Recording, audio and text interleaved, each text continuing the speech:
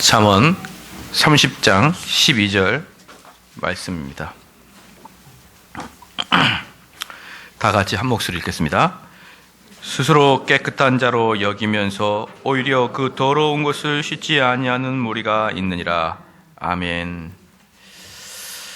오늘은 이제 회개하지 않는 자들의 특징 두 번째 말씀을 드리겠습니다. 지난번에도 말씀을 드렸지만 이 회개야말로 우리 그리스도인들에게 가장 중요한 일이다라고 말씀드렸죠. 왜냐 그러면 회개는 우리가 구원의 문의 첫 관문이기 때문에. 저는 그 많은 사람들하고 이제 대화를 나누는 중에 우리 예수 그리스도가 우리의 죄를 대신하여 십자가에 돌아가시고 그 보혈의 피로 말미암아서 우리가 구원을 얻는다. 구원을 얻는 우리는 이제 예수 그리스도를 향해서 살아가야 될 것이다 라고 이야기할 때마다 저는 스톱 시킵니다. 스톱. 거기까지 스톱. 예수 그리스도 보혈의 피가 네 건지 뭘로 근거를 댈 거냐. 예수 그리스도 보혈의 피가 우리를 구원시키는 거 맞아. 그런데 그게 너의 것인지를 어떻게 받았으며, 그게 너 것을 어떻게 받았으며, 너가 가지고 그 보혈의 피가 너에게 효과가 있다, 효력을 미치고 있다는 것을 무엇으로 증명할 것이냐 라고 물으면 거의 대부분 사람들이 대답을 못합니다. 대부분 사람들이 말 못해요. 그러니까 제가 그분들한테 항상 하는 이야기가 뭐냐면 신앙이라는 것, 더 나아가서 설교라는 것, 더 나아가서 양육이라는 것은 예수 그리스도의 보혈의 피가 우리를 구원시켰다, 그걸 가르쳐 주는 게 아니에요. 그걸 누가 모릅니까? 그걸 왜 자꾸 교회에서 쓸데없는 걸 가르치냐고요. 그런 걸 다 아는데, 초등학교가 나와도. 우리 주님께서 보혈의 피로 돌아가셨죠. 이제 그걸 우리가 믿으면 우리는 구원을 받았습니다. 이게 목회예요. 이제 우리가 구원을 받았습니다. 보혈의 피로 구원을 받았고 이제 그것을 우리가 믿음으로 받아들이면 요 부분이 목회란 말입니다. 요 부분을 하시란 말이에요. 다른 부분은 안 해도 됩니다, 여러분. 그런데 진짜 중요한 것은 바로 요 부분인데 거의 대부분의 사역자들은 이 부분을 이야기 안 하고 그냥 넘어가는 거예요. 예수 그리스도의 보혈의 피가 쭉 그게 나한테 오면은 나는 구원받는다. 그런 이야기를 누가 모르냐 이 말이에요. 삼척동자도 다 아는 사실인데. 그래서 저는 그러한 사람들에게 항상, 특별히 사역자들이나 말씀 가르친 자가 그렇게 얘기하면 항상 멈춰, 이렇게 얘기하면 거기서 멈춰. 그 예수 그리스도 보혈의 피가 나한테 왔다는 것을 무엇으로 증명할 겁니까? 여러분, 무엇으로 증명할까요? 제가 수차례 말씀드리지만 우리가 흔히 이야기하고 있는 믿음이라는 거요, 아니요. 정말 양심을 열고 한번 들여다보십시오. 믿음이 아니라 인식하고 있는 거죠. 인식하고 있는 거 아닙니까? 예수 그리스도 보혈의 피가 우리를 깨끗하게 하고 구속한다는 거 인식하고 있는 거지, 그걸 믿는 거냐 이 말이에요. 많은 사람들은 인식하는 것을 신앙이라고 생각하는 경우가 너무나 많습니다. 그래서 저는 그게 아니다라고 이야기하는 것에 목숨 걸고 사명 가지고 하는 겁니다. 그러면 어떠한 자가 예수 그리스도 보혈의 피를 내 것으로 받아들인 사람이냐? 어떠한 자가 예수 그리스도 보혈의 피를 나에게 효과적으로 나에게 오게 한 사람이냐? 그게 바로 회개한 사람이라 이 말이에요. 회개한 사람. 그래서 회개하지 않은 자가, 맹숭맹숭한 자가 교회 오래 다녔다고 해서 주님은 내가 입으로 받아들일게요 이렇게 말했다고 해서 아이고 당신은 보니까 이제 구원받은 사람이군요, 그렇게 이야기하는 것은요, 청교도들 뭐라고 하는지 아십니까? 악한 마귀짓이라고 합니다. 악한 마귀짓. 구원받지도 않은 사람에게 구원받았다고 따뜻한 이야기를 해준 관계로 그 사람은 어이구 나는 구원받았구나 라고 생각하면서 다시는 회개의 자리에 올라가지 아니하는, 마음을 넉넉하게 가든, 그래서 그들을 악한 자라고 하는 것이에요.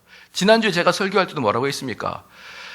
설교 말씀을 전할 때 하나님의 진노하심과 하나님의 그 어미로우심을 말하기 전에 하나님은 사랑이다를 먼저 말하는 것은 마귀짓이다라고 이야기했다고요. 마귀짓.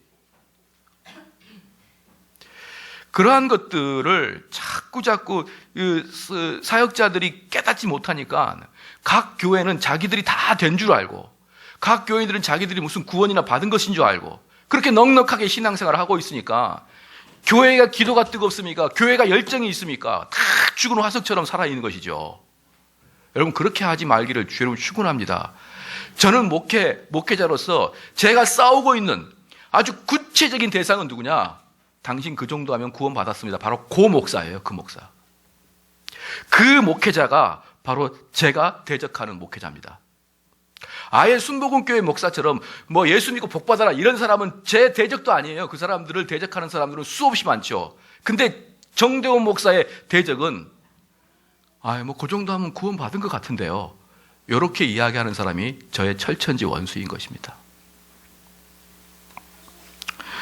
사랑하는 성도 여러분, 인간은 하나님의 뜻을 어기고 죄를 지음으로써 영생을 잃고 또 본래의 자신마저 잃게 되었습니다.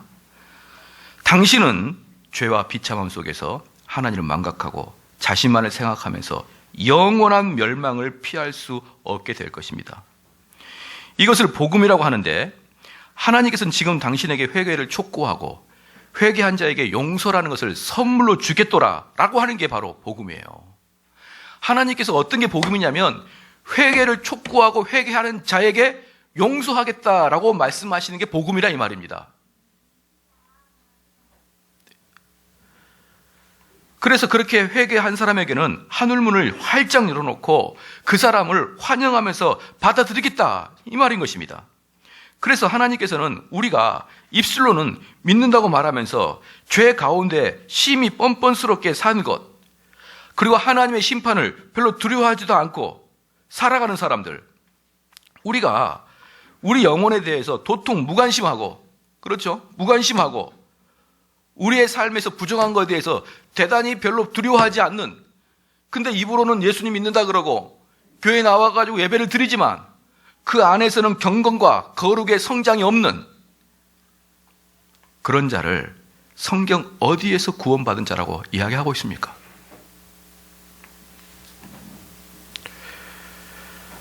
사랑하는 성도 여러분, 그런데 우리는 무엇가 문제냐 그러면 이렇게 두려운 날이 있는데 이 두려운 날에 우리는 이 땅에서 살아갈 때 그 덧없는, 그 가치 없는, 심지어 좀 더 악하게 말하면 그 마귀의 앞잡이들이 각 교회마다 있으면서 여러분들과 저의 구원에 대해서 심각하게 생각하지 않도록 계속 몰핀 주사를 맞히는 거예요. 계속.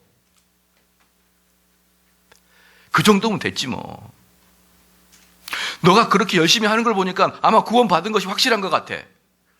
사랑하는 성도 여러분, 우리 인간이 무엇인데 한 사람의 구원이 있고 없고를 인간의 말로 말할 수 있단 말입니까? 우리는 그 사람이 구원을 받았다, 구원을 받지 않았다 그렇게 말할 수 있는 자격이 없는 존재인 것이에요. 우리는 무엇을 하는 존재냐 그러면 구원받은 자의 모습은 어떤 모습이고 구원받지 않는 자의 모습은 어떤 모습이다, 이것만 말해주면 되는 거예요.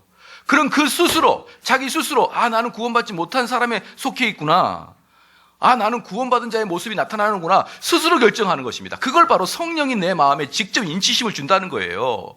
만약에 어떤 사람이 저한테 와가지고 큰 밤에 비가 오는데 비를 쫄딱 맞고 저한테 와가지고 목사님 제가 정말 밤새도록 고민해봤는데 제가 정말 구원받은 사람 맞을까요? 이렇게 울부짖고 저한테 와가지고 물어본다 그러면 저는 육신적인 마음으로 야 형제야, 야 길동아, 야 자매야, 너 지금 보니까 구원 받은 것 같은데 뭘 그래, 이렇게 위로해 줄 수밖에 없는 거예요, 육신의 마음에는. 그러나 진짜로 성경적 마음은요, 구원받은 사람은 이런 모습이고 구원받지 않은 사람은 이런 모습이란다. 너는 어디에 속해 있느냐? 이렇게 물어보는 겁니다. 사랑하는 성도 여러분, 그래서 여러분 마음속에 누구를 구원을 받은 것 같다라고 이야기도 하지 마시고 철저히 성경을 기준으로 구원받은 자와 구원받지 않는 사람들의 마음 상태를 여러분들이 알아가야 되는 것입니다. 할렐루야.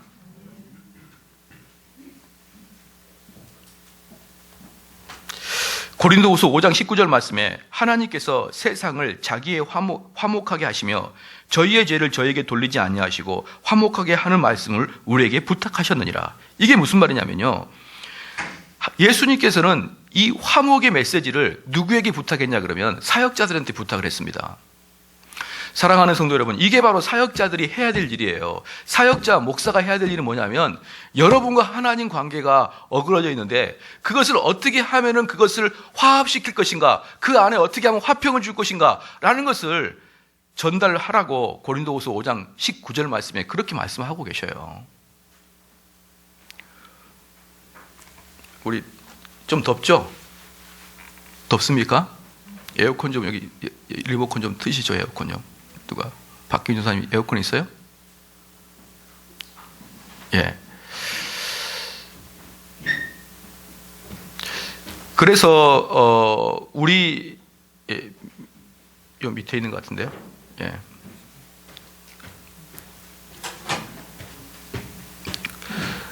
그래서 사역자들이 해야 될 일이 무엇이냐 그러면요. 사역자들이 해야 될 일은 하나님과 인간 사이의 관계를 회복하는 사역. 이게 사역자들이 하는 일이에요. 그러면 하나님과 인간 사이의 관계가 회복이 되지 않았는데 그럼 누구의 잘못 때문에 관계가 어그러져 있습니까?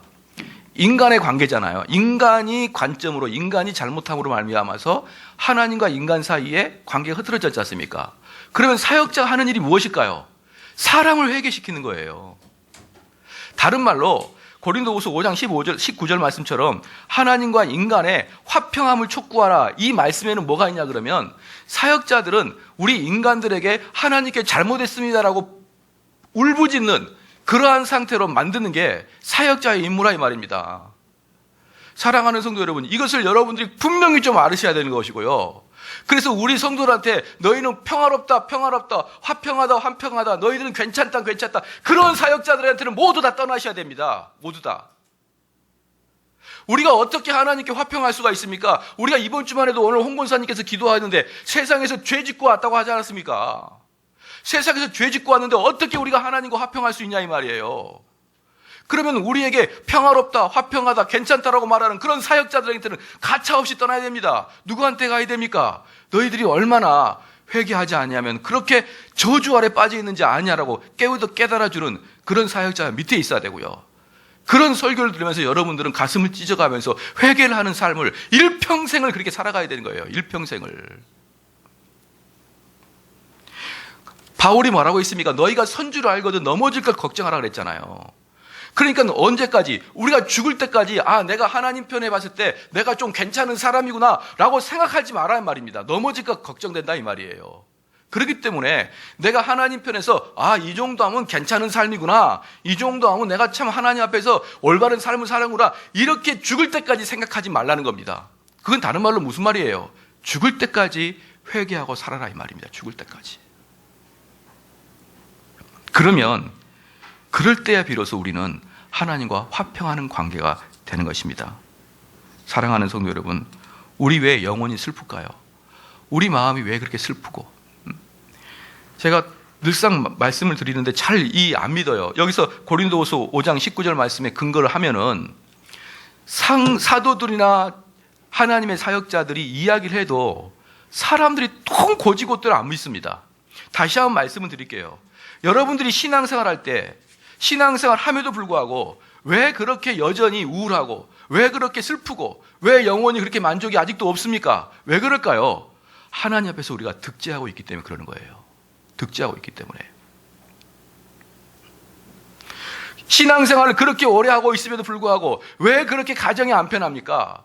왜 그렇게 내가 그렇게 사람들 사이에서 내 인격이 그렇게 문제가 생길까요? 여러분, 정신 차리십시오. 그것은 회개하지 않는 사람들의 전형적인 특징인 것입니다.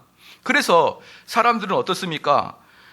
하나님에 의한 합당한 그런 그 회개가 있을 것이고 합당한 고통이 있을 것이고 아니면 인간이 주는 그런 고통이 있을 것이에요. 뭐냐 그러면요, 내가 하나님과의 관계가 제대로 해결되지 않고 하나님과의 관계에서 내가 그 회개하지 아니함으로 화평함을 이루지 않는 사람들은, 하나님과의 관계에서 화평하게 이루지 않는 사람들은 어디에서 터지느냐? 대인관계에서 터지고 말아요. 대인관계에서.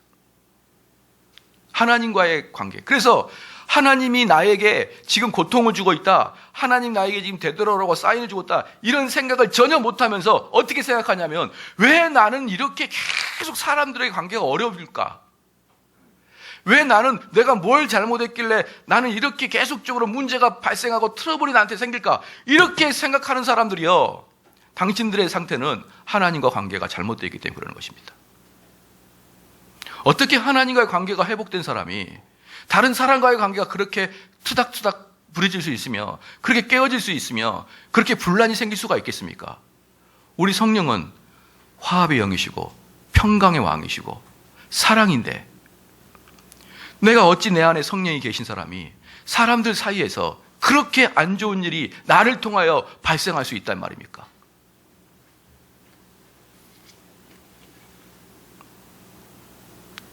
그러면 오늘이 이제 이렇게 쭉 제가 말씀을 드렸어요. 그래서 여러분들에게 제가 정말 간곡하게 목사로서 부탁을 드리고 싶은 것은 뭐냐 그러면, 어느 누구도, 여기 있는 어느 누구도 내가 구원받았다는 것을 확신하지 마십시오.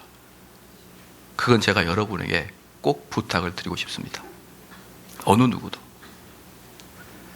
대부분의 사람이라고 말하고 싶지가 않아요. 왜냐 그럼 대부분의 사람이라고 하면 그 소수를 자기로 두는 경향이 있기 때문에 제가 다시 부탁을 드리는데, 어느 누구도 여러분의 구원을 확신하지 마십시오. 그리고 오늘 제가 회개하지 않는 사람의 특징, 회개한 사람의 특징을 제가 분별해 줄 때 여러분 스스로 다시 한번 여기에 맞춰서 하십시오. 대략 마인드 컨트롤로 회개했으니까 구원 받았겠지. 그래서 제가 어떤 목사님하고 대화를 했어요. 당신이 어떻게 구원 받았다고 생각하십니까? 회개는 했으니까요. 제가 그랬죠. 는자를 빼라 그랬어요. 회개는 했으니까. 거기에 보면 회개가 얼마나 그 사람에게는 작게 느껴지는지 회개는 했다는 것이에요. 그래서 제가 물었습니다. 회개 어떻게 했느냐? 누구한테 그랬다 말했다고요? 목사한테도 그렇게 얘기하는데, 제가 목사님한테도 당신 구원 받은 거 어떻게 확실합니까? 라고 묻는데, 우리 교인들에게야 100번이고 1000번이고도 묻죠.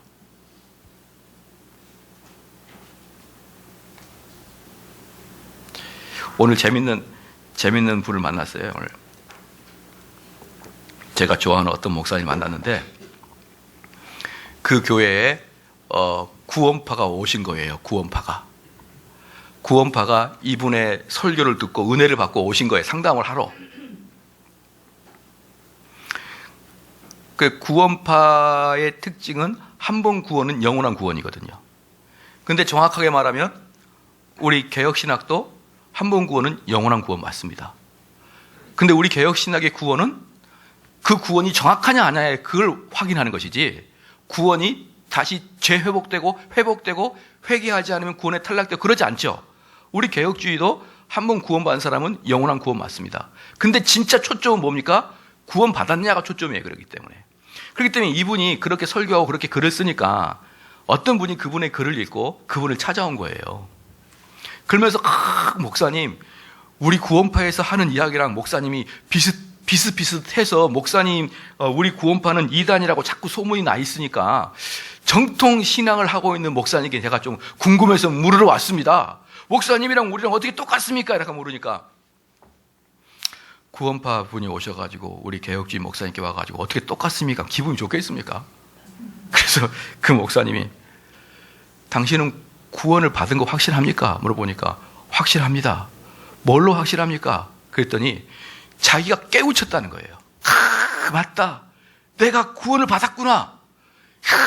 내가 구원을 받았구나. 그 예수 그리스도 보혈의 피가 나한테 덧입혔구나. 이 마음이 확 찼다는 거예요. 그래서 그 목사님이 그랬답니다.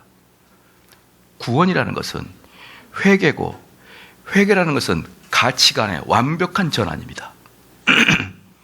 당신 구원받고 삶의 가치관이 어떻게 변했습니까? 라고 물으니까 삶의 가치관이 별로 변한 게 없어요.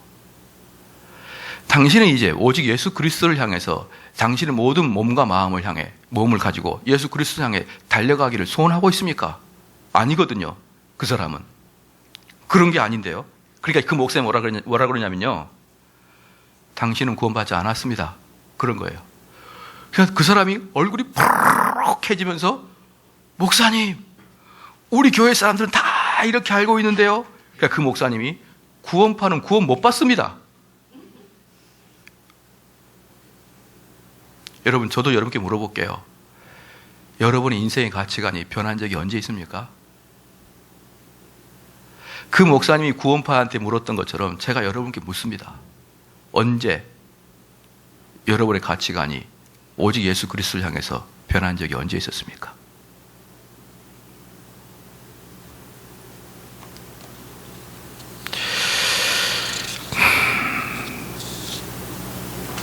회개하지 않는 사람의 특징을 제가 이제부터 말씀드리겠습니다.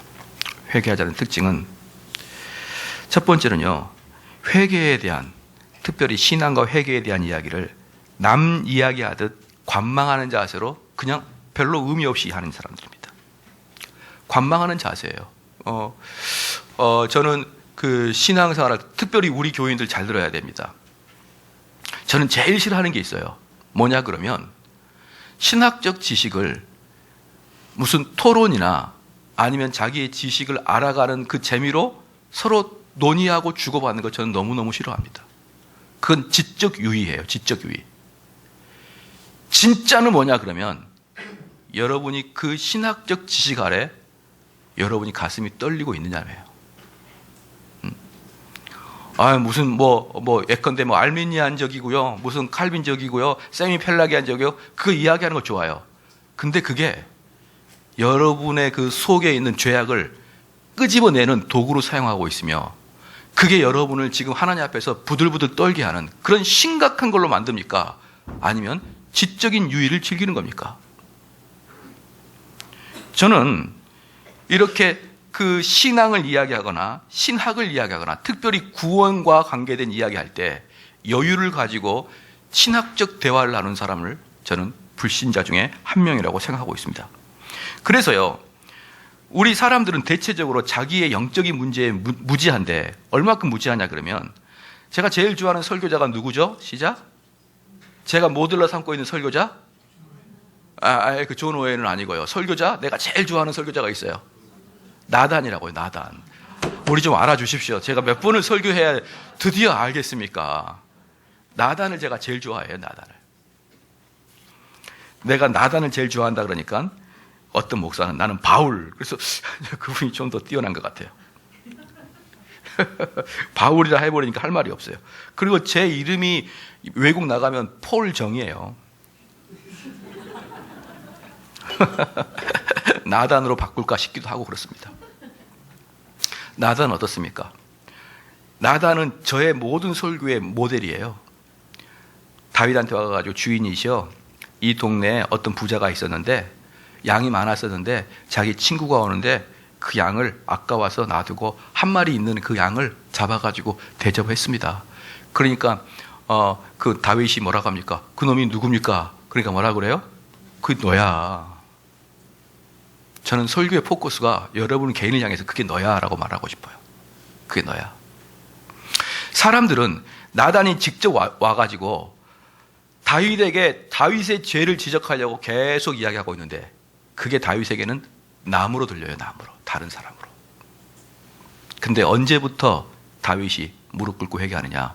그게 너라고 지목할 때부터. 너라고 지목할 때부터.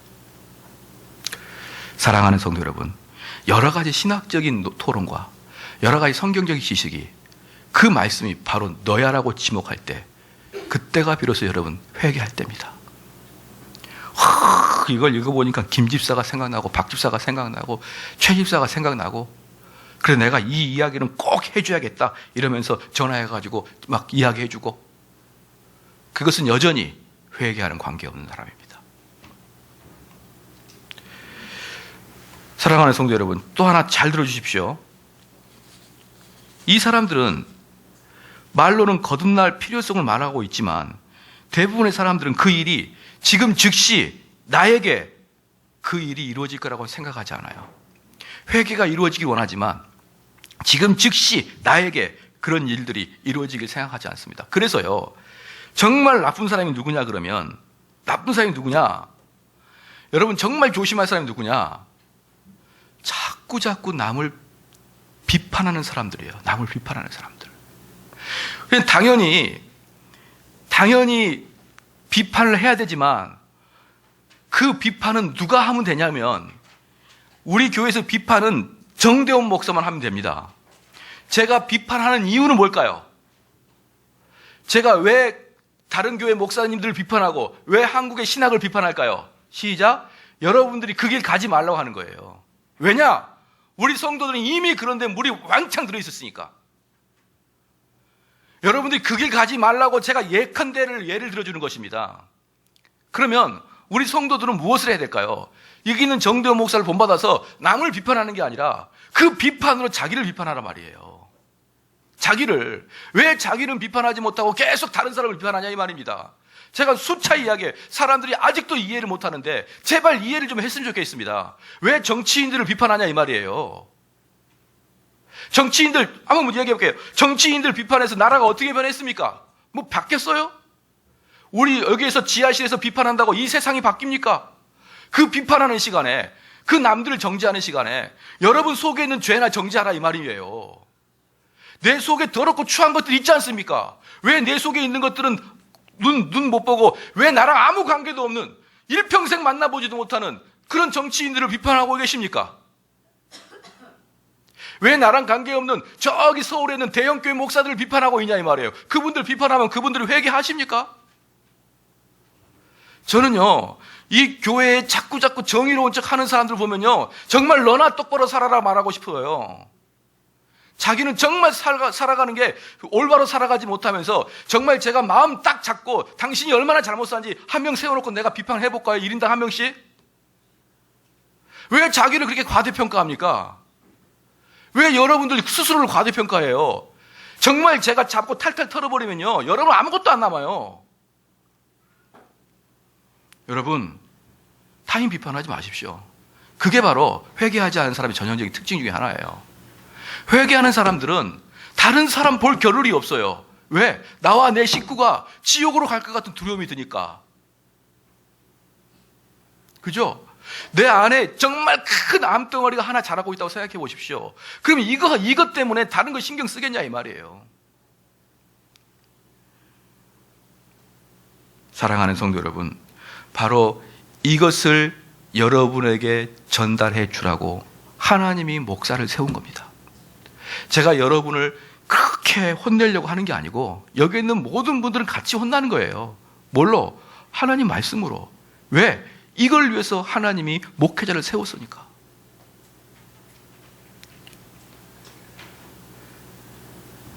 성령께서 우리를 도우사 성령의 예리한 눈으로 스스로 속고 있는 사람들의 썩은 부위를 들춰내소서. 이게 청교도들이 했던, 목사가 했던 기도예요. 다시 불러드릴게요. 성령께서 우리를 도우사 성령의 예리한 눈으로 스스로 속고 있는 사람들의 썩은 부위를 들춰내소서. 성령이여 저희 마음의 벽을 헐어버리사 깊고도 어두운 곳에 감추인 저의 가증한 죄를 드러내소서. 베드로에게 하셨듯이 마음 구석구석에 있는 골방의 문을 열어주소서. 저의 양심을 깨워주소서. 예, 목사님들이 사역을 앞두고 이렇게 기도하는 거예요. 그럼 이 기도 속에 목사의 사역이 뭔지 분명히 드러나죠. 무엇입니까? 성경의 지식과 신학의 지식을 전달하는 게 아니에요. 그걸 전달함으로 말미암아서 각 심령들이 자기 속에 있는 더러운 것들을 발견하게끔 하기 위해서 사역자가 하는 것이지, 어디에서 지식을 가르치고 어디에서 구조를 가르치고 어디에서 그걸 가르칩니까? 그것은 한낱 자기의 지식을 자랑하는 것밖에 더 되지 않냐 이 말이에요.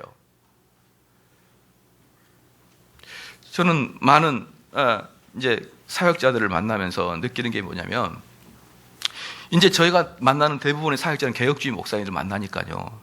개혁주의 목사님들은 저기 뭐 대형교회 목사님들처럼 뭐 예수 믿고 복 받고 그런 얘기 하나도 안 합니다. 하나도 안 해요. 그런 얘기 하는 목사가 아무도 없어요. 개혁주의 목사들은.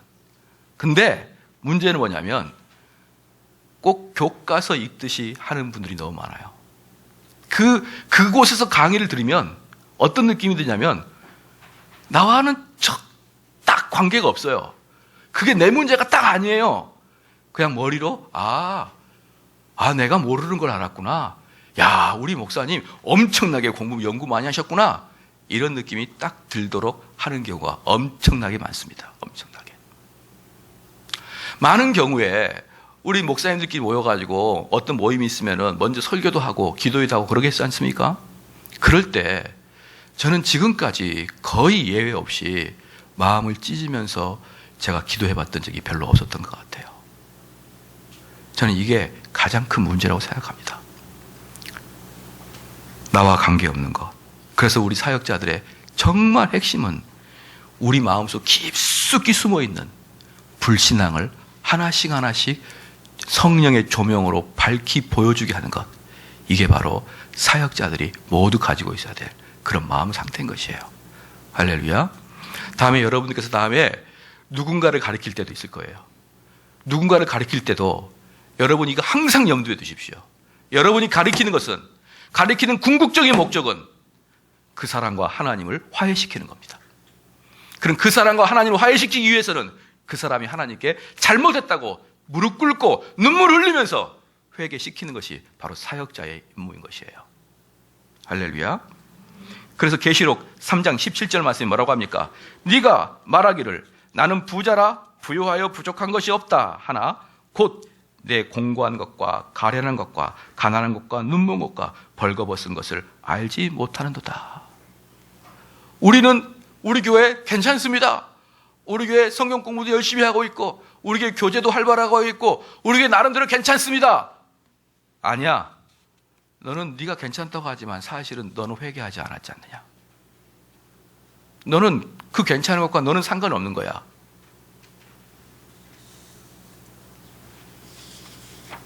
그래서요, 사랑하는 성도 여러분, 바울이 뭐라고 했냐면, 바울이 편지를 쓸 때 그 편지를 받는 사람들 중에서 회개하는 전혀 상관없는 사람이 있다는 것을 바울도 분명히 인식하고 이렇게 편지를 썼습니다. 에베소서 5장 5절 6절 말씀에 5장 5절 6절 말씀에 너희도 이것을 정령이 알거니와 음행하는 자나 더러운 자나 탐하는 자 곧 우상 숭배 자는 다 그리스도와 하나님 나라에서 기업을 얻지 못하리니 누구든지 헛된 말로 너희를 속이지 못하게 하라.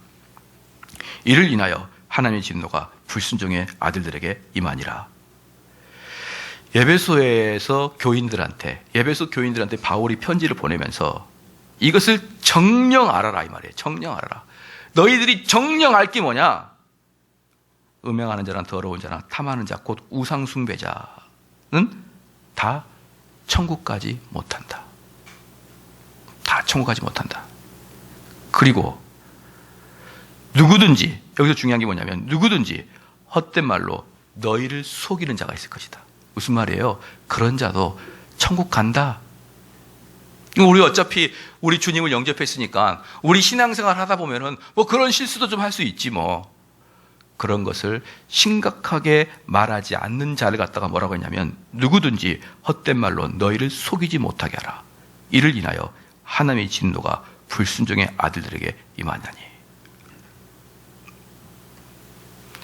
계시록 2장 8절 말씀에 계시록 21장 8절 말씀에 그러나 두려워하는 자들과 믿지 아니하는 자들과 흉악한 자들과 살인자들과 행음자들과 술객들과 우상숭배자들과 모든 거짓말하는 자들은 불과 유황으로 타는 못에 참여하리니 이것이 둘째 사망이니라.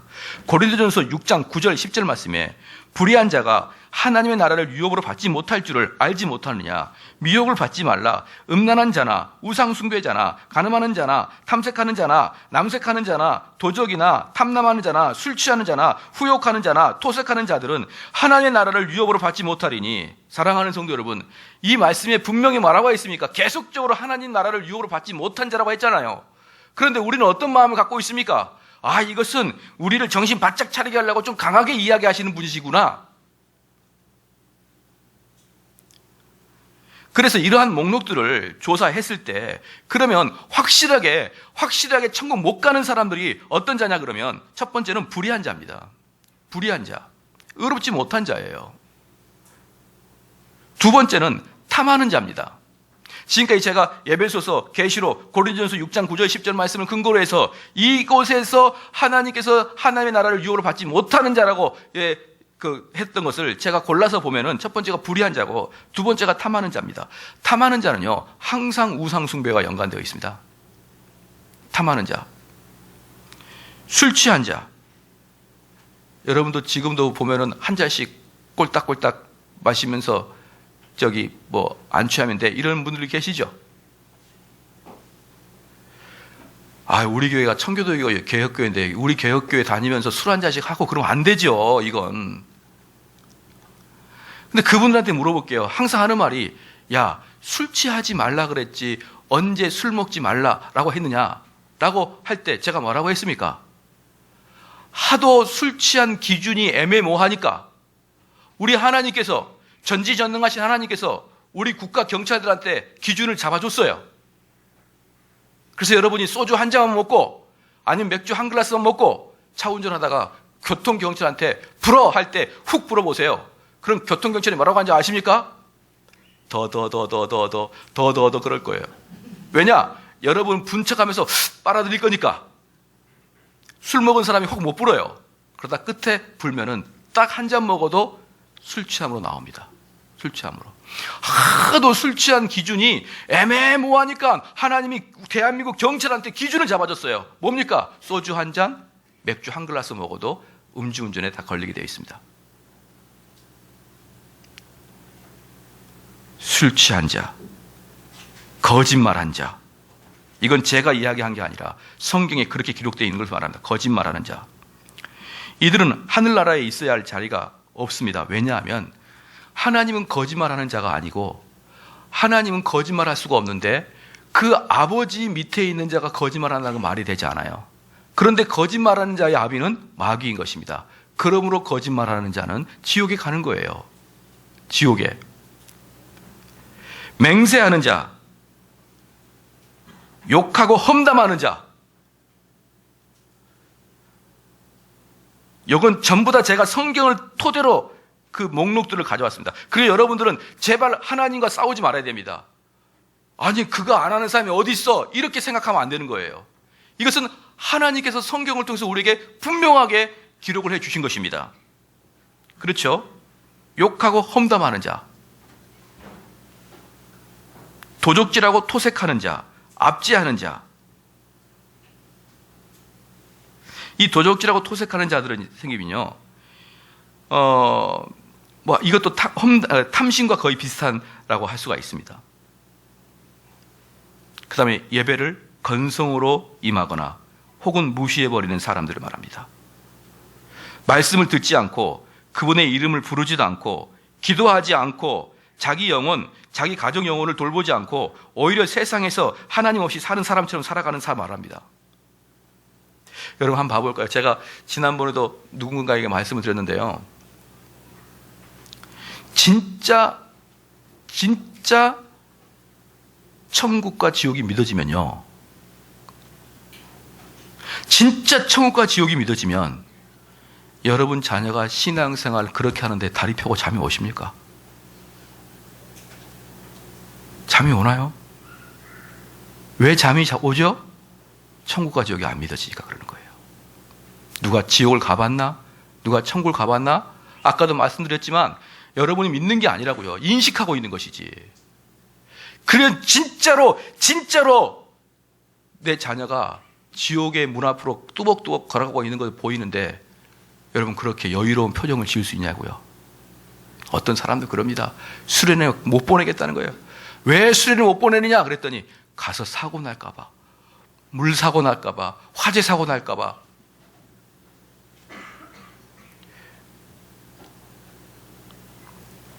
우리 중고등부 수련회 앞으로 몇 박 며칠 하기로 했었죠? 4박 5일이에요. 4박 5일. 여러분 걱정하지 마세요. 물에 안 들어갈게요. 일주일 내내 골방에서 공부만 시킬 때니까 걱정하지 마세요. 육신적인 사고와 육신적인 죽음은 그렇게 두려워하면서 영적으로 자녀가 그렇게 신앙생활을 뜨뜻미지근한데 그저 보고만 있는 여러분 진짜 천국과 지옥을 믿습니까? 저는 그들은 천국과 지옥을 안 믿는다고 저는 확실합니다. 이상적인 신앙, 이론적인 신앙, 어릴 때부터 쇠뇌된 신앙, 사실은 믿지 않는데 믿는 것 같은 착각, 그게 예배를 건성으로 임하고 무시해도 그저 넘어가는 그런 부모. 그 다음에 8번째, 헛된 친구들과 자주 만나며 그것을 즐겁게 여기는 자. 사랑하는 성도 여러분, 자, 여기 자만 보십시다. 저는 자꾸 세상의 친구들이 이제 서서히 그들이 자기들의 직장에서 은퇴할 때가 다가오니까 그런지 몰라도 요 근래에 자꾸 만나자고 연락이 와요. 자꾸 만나자고 연락이 옵니다. 저는 분명한 이유 3가지 때문에 만나지 못해요. 첫 번째, 거의 만남은 토요일과 주일입니다. 거의 대부분의 체육대는 주일 11시에 해요. 그래 놓고 나를 만나자 그래요. 월요일이면 내가 가겠다. 토요일 날도 못 갑니다. 분이엘 대학도 있고 얼마나 많은데요. 두 번째는 가면 술을 먹기 때문에 가기 싫습니다. 회비는 둘 다 똑같이 내거든요. 10만 원 냈고 걔도 10만 원 냈고. 근데 저는 두부김치만 먹고 와요. 그건 도저히 용납이 안 되는 거예요. 두부김치만 먹고 오면은. 2번 가보고 이건 내가 손해보는 장사다라는 생각을 했어요. 그래서 안 갑니다. 3번째는요, 너무 재미가 없어요. 너무. 아무것도 할 얘기가 없습니다. 아무것도. 너무나 재미가 없어가지고 안 갑니다. 그런데 여러분은 세상 친구가 재밌나요? 그들과 이야기하면 그렇게 쪽쪽 그냥 이야기가 잘 됩니까? 뭐라고요? 세상 사람들 전도하려고 아니, 전도하려고 만나는 거 좋아요. 근데 그들과 잘 놀아다니고 잘 재밌냐고 말이에요. 참다운 회개한 사람은요, 세상 사람들을 전도하기 위함을 만날 수는 있어도요, 그들과 마음을 터놓고 친구는 못합니다. 여러분 한번 봐보십시오. 여러분이 친구가 누군지 한번 봐보시란 말이에요. 그래서 헛된 친구들과 자주 만나며 그것을 즐거워하는 자들도 회개하지 않는 자의 특징 중에 하나입니다. 그 다음에 10번째, 신앙을 모독하는 자입니다. 신앙을 모독하는 자.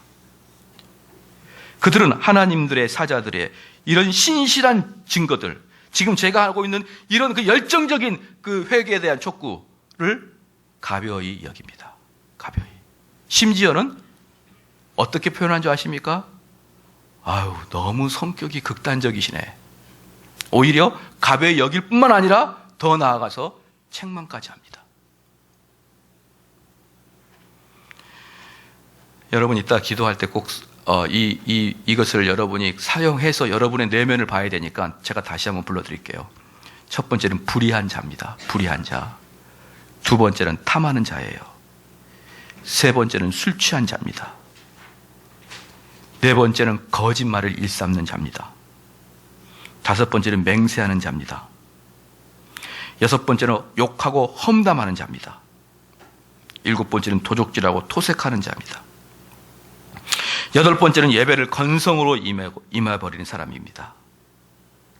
한마디로 신앙을 건성하는 거예요. 신앙을 건성건성. 진지하게 하는 게 아니라.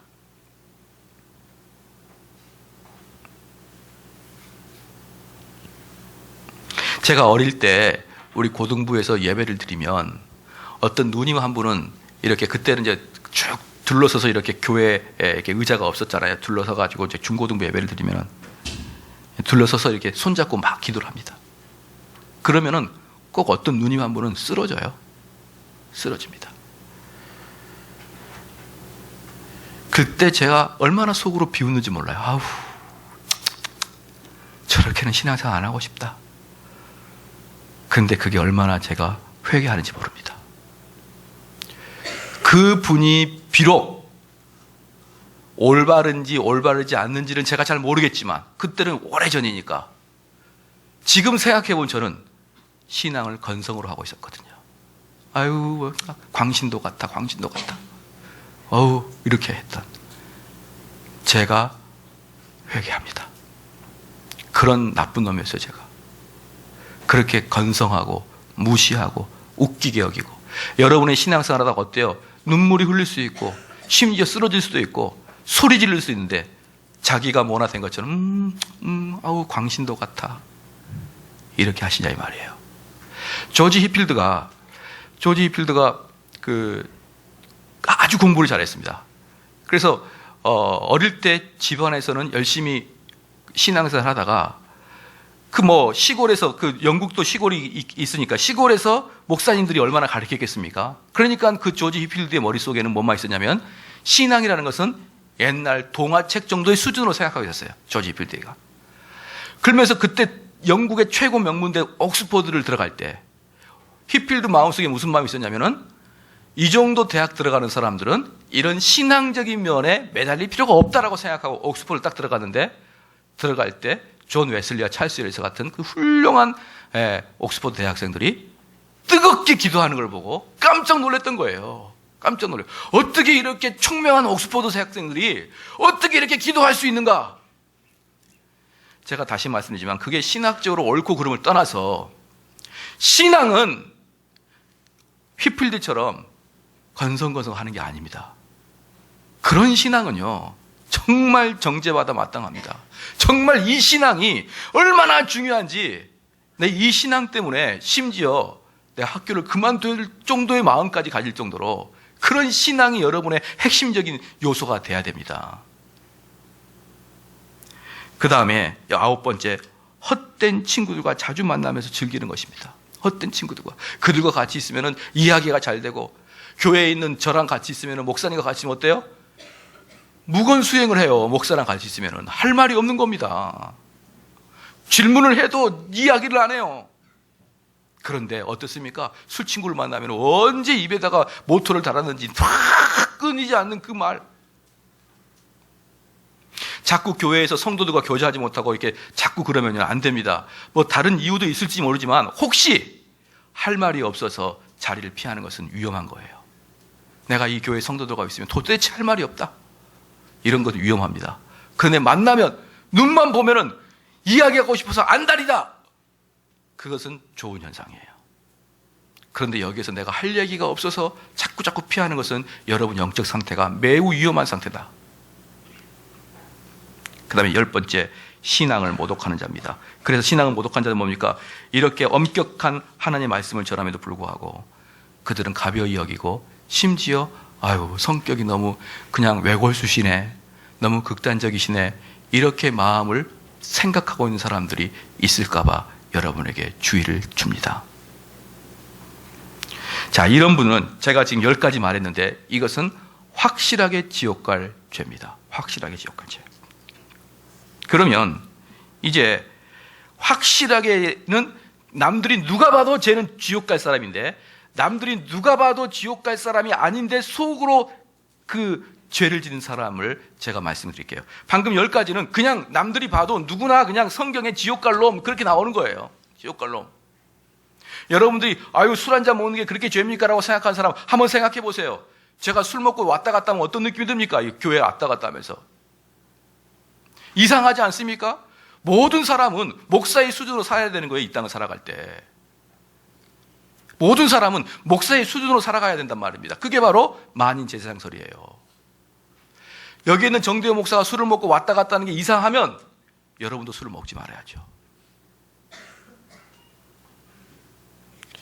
자, 그러면 이제 이렇게 확실하게 이마에다가 인을 치면서 나는 지옥 갈 백성이오라고 친 사람 10개를 봤는데, 이제는 속으로 꿍꿍이 속으로 가지고 있으면서 은근히 죄를 지면서 지옥 갈 사람 12가지 유형을 말씀해 드리겠습니다. 12가지 유형. 왜 이렇게 많나 싶은데 그렇게 많아요, 원래. 첫 번째로 뭐냐면 의도적인 무지입니다. 의도적인 무지. 지금 무슨 말이에요? 여러 가지로 배울 자리가 있는데 안 배워요. 안 배웁니다. 의도적인 무지. 어느 신문 보니까, 기독교 신문 보니까 이런 제목이 있더라고요. 젊은 목사님인데 그 교회 표가 뭐냐 그러면 직접 그분이 나가서 일을 하고 돈을 벌면서 목회를 하신 분인데 생활로 기도하고 삶으로 설교한다 라는 게 그 교회 표예요. 생활로 기도하고 삶으로 설교한다. 그 제가 한마디 하려다가 그냥 안 했어요. 삶으로 삼위일체 설교해봐. 삶으로 예수 그리스도의 신성과 인성을 설명해봐. 진짜 환장할 일 아닙니까, 여러분? 얼마나 기독교에 대해서 모르는 목사면, 우리 기독교의 가장 가장 중요한 것은요, 절대로 살아내지 못합니다. 어떻게 예수 그리스도의 신성과 인성을 살아낼 수 있겠습니까, 여러분이?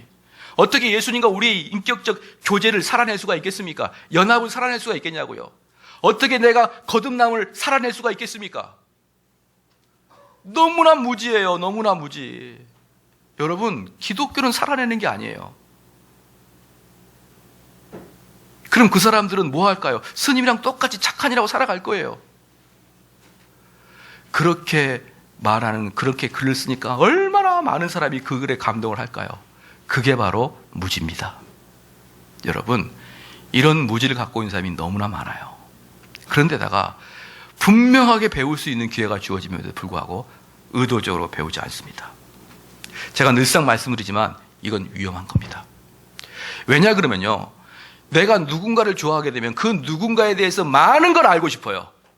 그런데 얼마든지 우리 교회에서는 배울 수 있는 환경이 많습니다. 근데 안 배웁니다. 못 배우는 게 아니라 안 배워요.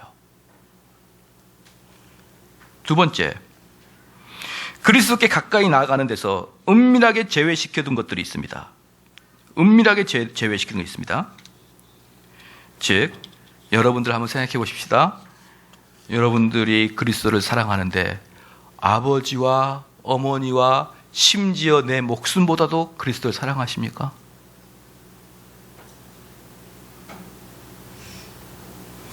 저는 또 한국교회의 가장 큰 문제 중에 하나가 교회를 가정 행복을 위해서 나오는 것. 너무나 큰 문제입니다. 너무나 큰 문제. 우리 주님은 부모와 처자도 나보다 덜 사랑하라 그랬습니다. 하나님을 섬기고 나면 그 가정 안에 성령으로 충만해져서 그 결과적으로 자연스럽게 가정이 행복해야지, 가정의 행복을 목적으로 들어오게 되면 둘째 아이가 아빠, 나 주일날 예배 계속 드리면 짜증이 날라 그래 아빠.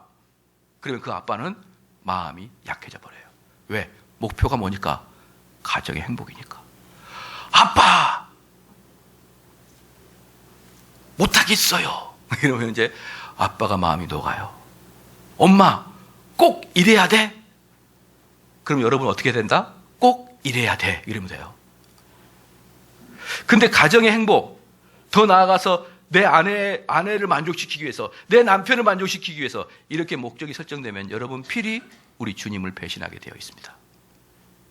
저는 그래서 각 교회마다 가정 세미나 이런 거 너무 싫어합니다. 너무 싫어해요. 아니, 가정 세미나 할 이유가 뭡니까? 아버지 학교를 할 이유가 뭐고, 어머니 학교를 할 이유가 뭐고, 결혼 예비 학교를 할 이유가 무엇입니까? 성령 충만하면 다 행복한데. 성령 충만한 자가 자기 이기적으로 살아가겠습니까? 성령 충만한 자가 폭력을 쓰면 살아가겠습니까? 성령 충만한 자가 술을 먹고 상을 뒤집겠습니까? 성령 충만하면 자기를 죽이고 자기 자신을 비우려고 열심히 살아갈 텐데 어찌 가정이 불행할 수가 있겠습니까? 그런데 각 교회마다 무슨 가정 세미나. 그래, 가정 세미나 마지막에 뭘 한다 그랬죠? 세족식을 해서 발가락 간지럽시키고 말이에요. 그렇게 해가지고 교회가 막 가정을 회복시키려고 하는 그 어리숙한 이야기들을.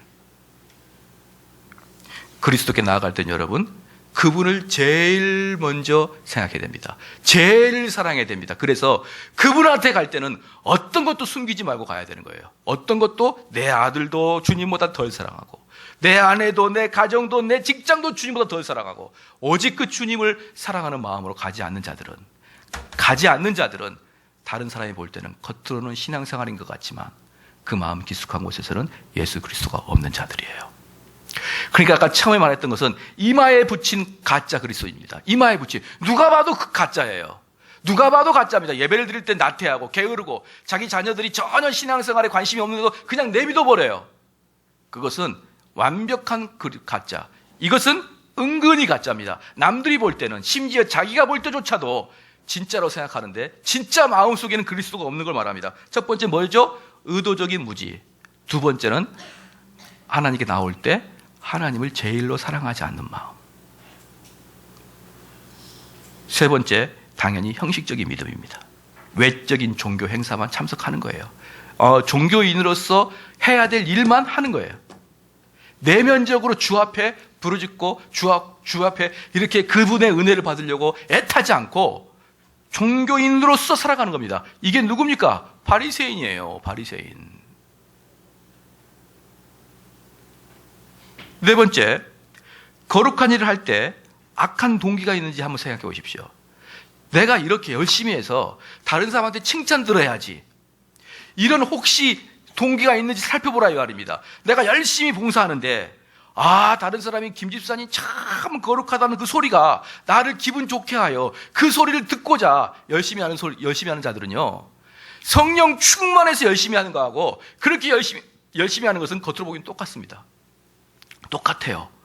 그래서 그 사람을 누가 발견하지 못한 겁니다. 대충 신앙생활을 정말 날태하게 할 때는 누구나 발견할 수 있지만 이분은 분명히 교회에서 열심히 하고 있거든요. 근데 열심히 하는 그 속 내부를 보니까 최소한 자기 마음의 평안과 안정을 위해서 열심히 하는 거예요. 그것은 악한 동기입니다. 자기 자신을 위한 동기예요.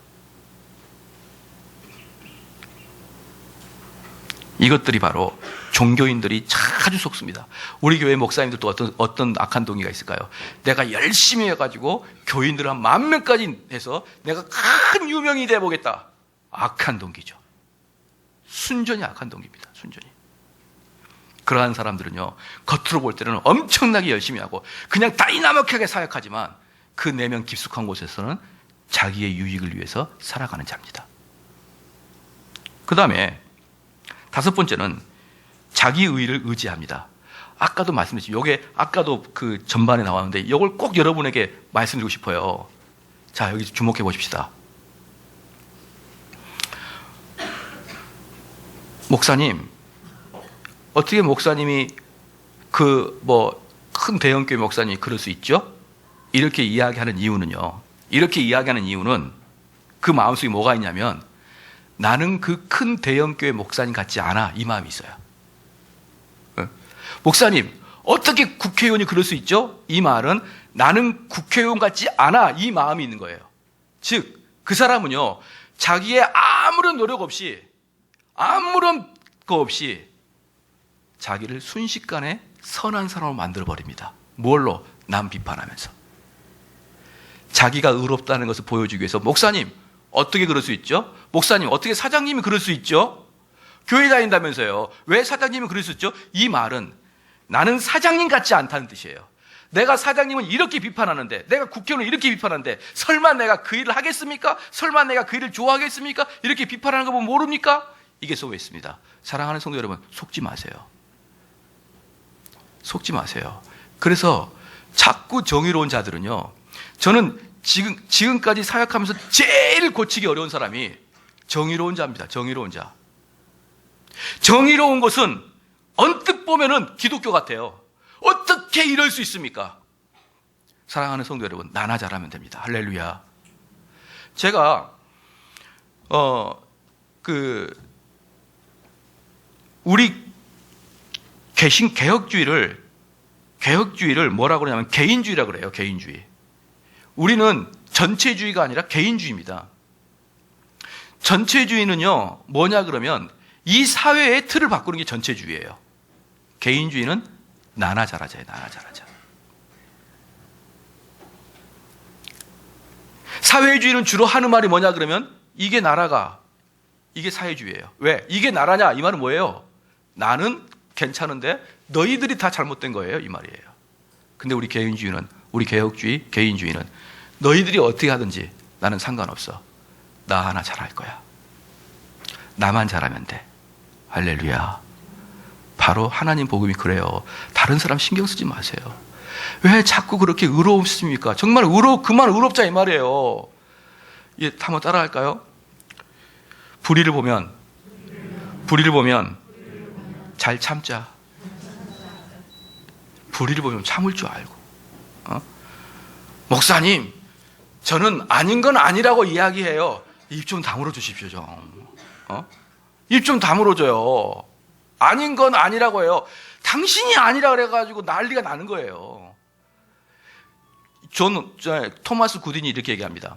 만약에 여기에 있는 그 정대원 목사가 문제가 발생하죠. 이 사람을 죄송합니다. 토마스 구딘이 아니라 조나단 에드워드가 그랬겠군요. 이 사람을 끝까지 추적해서 그 사람의 비리를 파헤치는 것은 진정한 사랑이 있는 게 아니다. 그렇게 얘기해요. 진정한 사랑이 있는 자는 그 사람에게 권면하고 그를 위해서 기도해 주는 것이다. 그리고 그의 죄를 드러내는 것은 하나님이 하신다. 조나단 에드워드가 로마서 13, 고린도서 13장 강의할 때 그 얘기합니다. 끝까지 추적해서 비리를 들춰내야 이 사회가 정화되고 깨끗해진다고요? 천만의 말씀이에요. 그에게 개인적으로 가서 목사님, 지금 목사님 이러이러한 것들이 있는 것 같은데 목사님 회개하십시오. 제가 목사님 그걸 봤는데 목사님 회개해야 됩니다. 그리고 목사님께 맡겨야 돼요. 근데 그걸 너 아니? 깜짝 놀라면 안 된다? 이러면서 막 소문내고 알리고 내가 이 비리를 내가 이야기하지 않고서는 내 입에 가시가 돋고 말지 이러면서 나는 아닌 것은 아니고 비리는 비리고 뭐 밝힐 건 밝혀야 돼 이러는 사람들, 여러분들이 마귀 족속이에요. 그런 자들이 찾아가서 권면하시고 그리고 하나님께 맡기십시오. 할렐루야. 왜 아멘이 또 푹 적습니다. 하여튼 이 정의로운 거 이야기하면 꼭 동의 안 하는 사람들이 있어요. 그게 여러분, 성경 누가 그렇게 정의를 외쳤습니까? 성경에서 누가 그렇게 정의를 외쳤나요? 내가 헤롯 이놈을 가만 안 두겠다. 헤롯이 얼마나 나쁜 사람입니까? 이스라엘 돈을 다 걷어가지고 다 로마에다 바쳐버렸는데요. 여러분, 정의로운 것은요, 제가 가만히 면밀히 주도해보면, 저도 정의로운 편이거든요. 면밀히 주도해보면요, 정의로운 사람은 대체적으로 성격이 안 좋아요. 그죠? 여러분 잘 봐보세요. 정의로운 사람은 성격이 대체적으로 안 좋습니다. 다시 한번 따라합시다. 나는 불의를 보고 참을 수 있다. 예. 여러분 개인적으로 가서 권면하고 그리고 기도하십시오. 그들을 위해서 기도하십시오. 그래야 됩니다. 그래서 자기 의를 의지합니다. 이 자기 의를 의지하는 사람은 결국 자기의 영혼을 파멸한 것이죠. 그 다음에 6번, 6번째, 엄격한 신앙을 속으로 싫어합니다. 엄격한 신앙생활, 이러한 것들의 신앙생활은 싫어하는 거예요. 그 다음에 7번, 일정한 정도의 신앙에서 멈춘다. 이게 중요한 게 뭐냐면 어느 정도 신앙을 리미트를 다 두고 있어요. 리미트를 두고 있는데 여러분 그거 아십니까? 사랑하는 자에게는 내 모든 걸 주고 싶어요. 그와 같이 있어도 또 같이 있고 싶어요. 남자와 여자가 사랑이 식어질 특징이 뭔지 아세요? 사랑이 식어지면은 들어가야지 이제 이 말이 쉽게 나와요. 어머니 걱정하시겠다 이러면서 보내는 거예요. 오늘 만나야 되는데 오늘 황사가 있어가지고 좀 만나기 그렇지? 사랑이 식어지면은 뭐가 되는 것입니까? 이성적이 됩니다. 아주 반듯해져요. 언제부터 자기가 그 여자의 어머니를 생각했나요? 어머니 걱정하신다.